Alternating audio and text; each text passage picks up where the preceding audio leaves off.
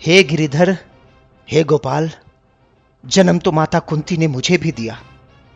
खून तो पांडवों सा मेरे रगों में भी था। फिर क्यों न मेरी किस्मत ने कभी माता का प्यार पाया। भले ही मैं पूरी जिंदगी अपने वर्ण से अनभिज्ञ रहा, 5 पांडवों में छठा मैं भी एक क्षत्रिय पांडव था। फिर क्यों न मैं कभी गुरु द्रोण का शिष्य बन पाया। हे नारायण, हे वासुदेव, मेरी किस्मत का खेल तो देखो। जिंदगी के हर मोड़ पर मैंने हमेशा कुछ ना कुछ खोया।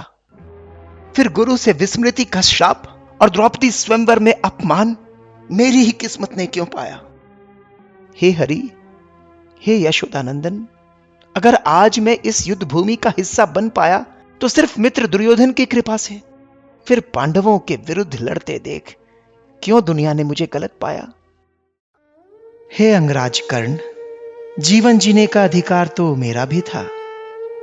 फिर क्यों मेरे जन्म से पहले ही मृत्यु मेरा इंतजार कर रही थी।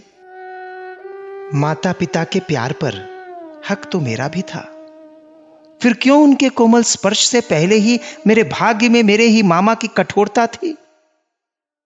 निरापद बचपन गुजारने का अधिकार मेरा भी था अंगराज।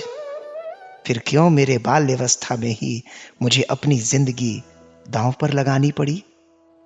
हे वृषाली पति कर्ण, अपनी प्रेयसी से विवाह करने का हक मेरा भी था।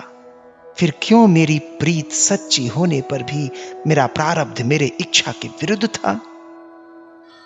हे सूर्यपुत्र, हे दानवीर, अगर इस युद्ध में कौरवों ने जीत पाई तो इसका श्रेय तुम्हें जरूर मिलेगा। पर अगर अंत में पांडवों की जीत हुई तो इस यशोदानंदन को सिर्फ इस युद्ध को उकसाने का दोष मिलेगा।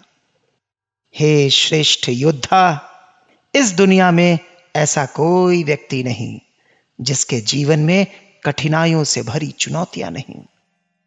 जिंदगी ने हमारे साथ कितना अनुचित किया, कितना अपमान किया, यह महत्वपूर्ण नहीं। अगर कुछ महत्वपूर्ण है तो उस समय हमने उन परिस्थितियों पर कैसी प्रतिक्रिया दी, यह महत्वपूर्ण है। जीवन में यदि कुछ सत्य है तो वो है धर्म। जिंदगी भले जितनी भी कठोर हो, हमें हमेशा धर्म पर ही चलना चाहिए। हमेशा धर्म पर ही चलना चाहिए।